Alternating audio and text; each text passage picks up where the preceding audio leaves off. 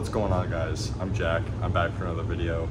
Sorry for the delay. I've been really busy with life and I just haven't really been getting around to doing projects that much and messing around with stuff in the garage. But we're back, we're still here, we're still getting after it. So today's video is gonna be on the Sauron and a couple of other garage updates. So hope you guys enjoy. All right, guys, sorry that my camera's a little funky. The actual little glass on it broke, but anyway, let's jump right into it. So this is the Talaria Sting MX3.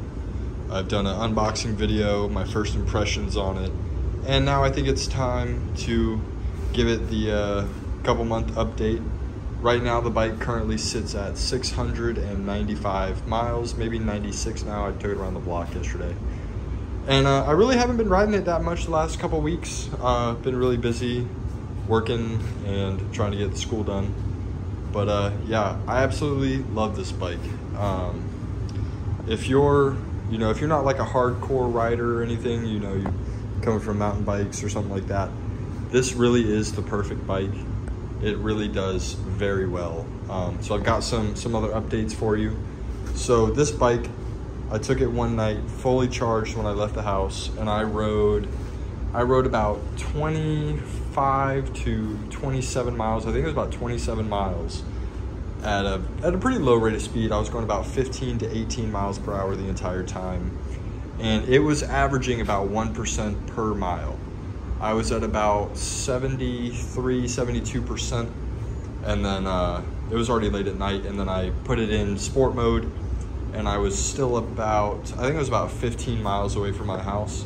And in those 15 miles in sport mode, pretty much at full speed, I pretty much killed the battery. I got home with about, I think, a little less than 20% battery. I think it was about 18, 17% battery. And I had ridden a total of like 43, 44 miles. So I think that's a really good range for this bike. Most of it being at a low speed, and then about 30% of it being at a high rate of speed. I mean, I was pretty much pinned the entire time, and I was just trying to get home. But yeah, this thing does very well with range. If you were to drive it, 15, 18 miles per hour the entire time for the whole battery, you could probably expect the battery to last, honestly, a couple hours. You could probably do at minimum 60 miles, maybe 70 miles with this thing and still have enough juice in the tank to get you anywhere you need to go in an emergency. So this bike, honestly, it's really awesome. There's a couple things about it that are just not the best. The brakes definitely aren't the best. For something that can go over 50 miles per hour, having BMX or mountain bike brakes on it, it's not ideal. They work, but at high rate of speed, they fade. They fade pretty quick. But when you're going slow, they work very good. And I've changed a couple of things on the bike. I got the long fender for it, and I got a new rear tire. I had been doing a lot of street riding, and this actually is the old tire right here. It wasn't completely cooked, but it's pretty much there. There ain't much tread left on it, and it was starting to spin a lot in dirt that it used to not even spin in. So I got this new tire. This tire right here is a 80 by 100, 19, right?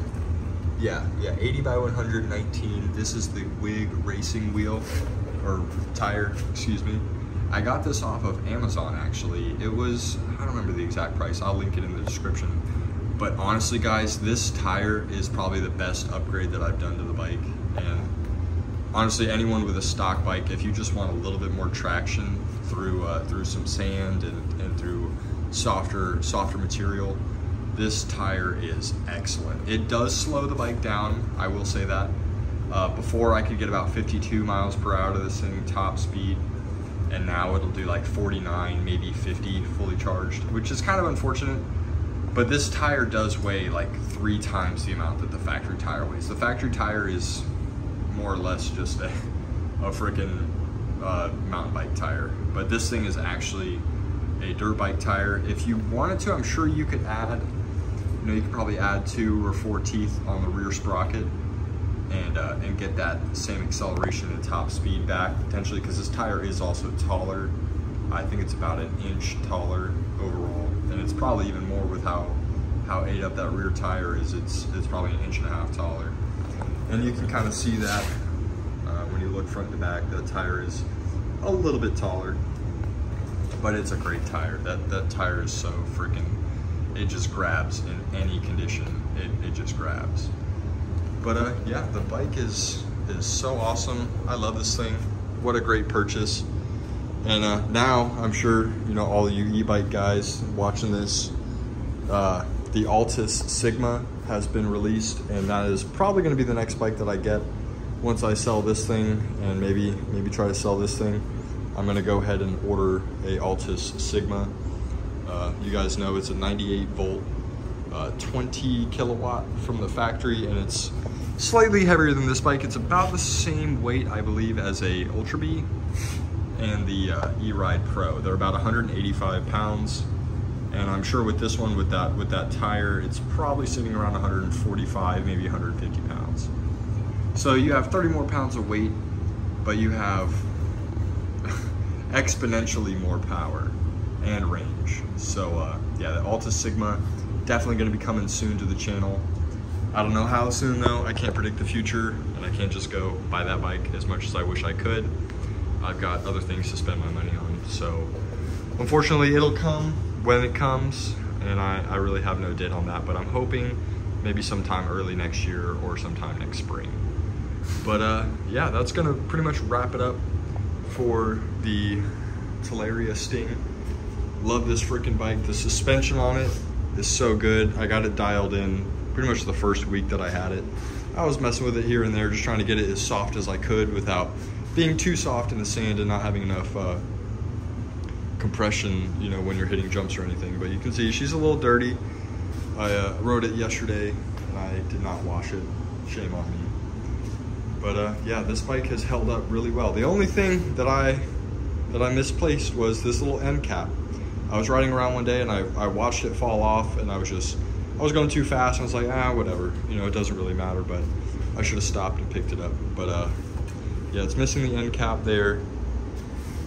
And that's pretty much it. Oh yeah, I think I made a video on that, but I added a light switch. That is definitely needed for this bike. You know, when you're riding at daytime, you don't really need it. It's not a bad idea to be seen by people, but I think it wastes a little bit of battery. And yeah, you know, she's a solid unit. I wonder, I never know if it's gonna work or not.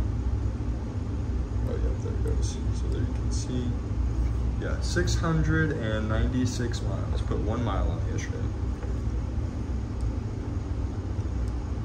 And it's sitting there fully charged. She's ready to rip. Was gonna go ride today, but boys had to back out on me. But yeah, guys, I really hope you enjoyed that video.